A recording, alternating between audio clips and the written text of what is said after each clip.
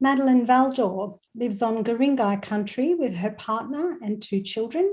She works in public health. She's a trained counsellor and director of a civil society organisation focused on maternal child wellbeing. Thanks, Madeleine. Thanks, Janet. Would you like to give us some details of your involvement in advocating for women's sex-based rights? So I'm working in an unpaid capacity doing mother-to-mother peer support. I run an advocacy group that creates public and government awareness of the role of successful breastfeeding as the single most important public health measure a country can implement. Breastfeeding is an act which is unique to women and children. It's an area in which women face a wide range of barriers and discrimination on the basis of being female. Attitudes towards infant feeding are affected by commercial influence, predatory marketing practices, as well as ignorance amongst healthcare professionals and government malaise. The Australian government acts as if what breastfeeding mothers produce doesn't count.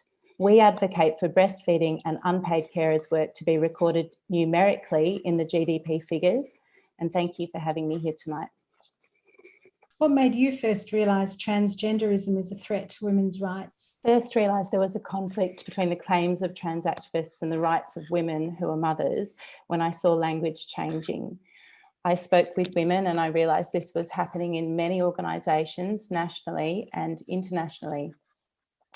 The active avoidance of the term mother in publications has become so profound in the West that in some instances, maternal health workers are asking their organisations, are we still allowed to say mother? Many of these maternal child health organisations were set up to be spaces where the mothering role could be discussed and where female reproduction was centred.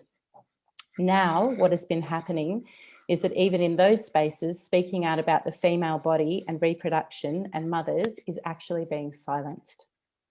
This is happening through the policing of language, especially on social media, a lack of guidance and transparency from senior figures in these organisations, and a general sense that many organisations simply lack the courage to maintain their exclusive focus on women under fire from the false claim that focusing on mothers hurts others. From a child rights perspective, we are actually losing the ability to describe the person who is most important to an infant. And if we cannot name the mother-infant dyad, we can't protect it. Is there an area of activity in which you focus your efforts to resist gender identity ideology? Where has that taken you? Even the act of women having these conversations is resistance. Mothers meeting together, talking about mothering is so subversive and feminist. Women talking about mothering is sharing knowledge and learning. Mothers themselves are organising discussions. Many are being supportive of each other and holding space for one another, especially after negative interactions on social media or in friendships or in their place of work. Many mothers themselves are resisting change that is undermining their rights. I know of one mother who wrote to the board of a woman-focused organisation and she said, I asked a reasonable question on your social media page and I didn't get an answer and comments were closed and I've been blocked. Why? So it's worth mentioning here that many organisations appear to be operating in the online space without any accountability. These organisations often have good social media policies that are not being enforced. The moderators are often those who put up their hands and they don't have any specific training. They can choose to moderate in a way that aligns with their own personal political views rather than following the policies of the organisation. And some of these organisations are explicitly non-political, and yet women are being silenced and having words changed and being deleted. I've had conversations with some women who are expressing their discomfort with the new terminology that makes them invisible. For example, breastfeeding families, birthing person, lactating individual. But like-minded mothers are linking up and finding each other in the spaces that are left for them to do so. And I would say there is a lot of quiet resistance. What kind of opposition have you faced and how is that impacting you? In my circle, friends have reported being deplatformed. for refusing to use sex-neutral language to support mothers. Those questioning linguistic changes have been called a bigot and a transphobe when they raise ethical questions about the separation of the mother-baby dyad, of babies from their mothers. They've reported being profiled by colleagues and had their interactions on social media catalogued and circulated widely with the intention of causing personal and professional embarrassment. They have requested that, others have requested that they be removed from organisations because they're not prioritising a gendered language ahead of a sexed language. They've been blocked, deleted, had formal complaints made about them. Advocates for sex-based language are being told by a loud group that if they do not do what they claim is inclusive, then they will be excluded. So the impact of this is that I believe it's led to a lot of infighting in a lot of organisations. Volunteers are being pushed out or feeling like they have no option to stay. And the spaces set up for mothers have become quite hostile. Mothers who are working to try and support other mothers are not being supported. What are your next steps, and what do you think attendees could be doing? So there are a lot of women who are concerned about this, particularly in maternity care, because they can see how changing the language is a problem.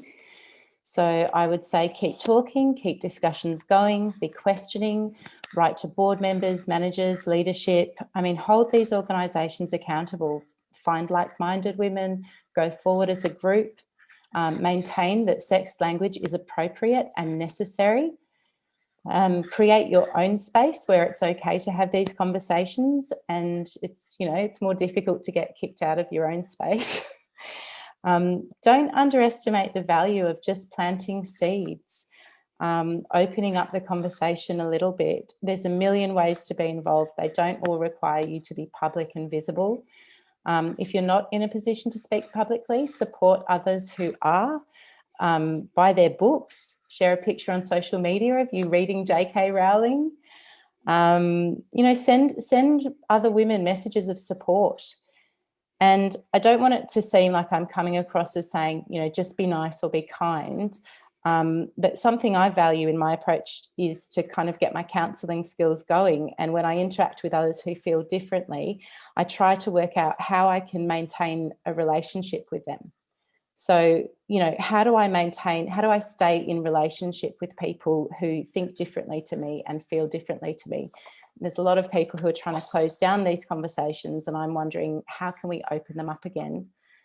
There are a lot of women who are not sure how they feel about it, or perhaps they know that they feel uncomfortable with genderism, and there are a lot of women who are going along with it, and maybe they don't know why they're going along with it.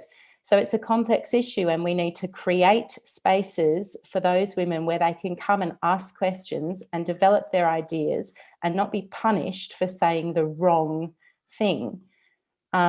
For some women, advancing these ideas means taking them offline. I know one teacher who refuses to discuss this on social media, but has a lot of impact with her students face to face. So there are so many spaces silencing women and closing down discussion. I feel it's important to build new spaces where women can talk, and perhaps consider the idea that many people are caught up in this who do genuinely believe that they are doing something good for the global population by changing this language. Some of them are well-meaning, well-intentioned individuals, and they feel they're doing the appropriate thing without full consideration of the unintended consequences of using this different language. So instead of engaging with them in heated arguments where people get called bigots and get cancelled, I'm looking to build new spaces and to find other ways to keep the conversation going.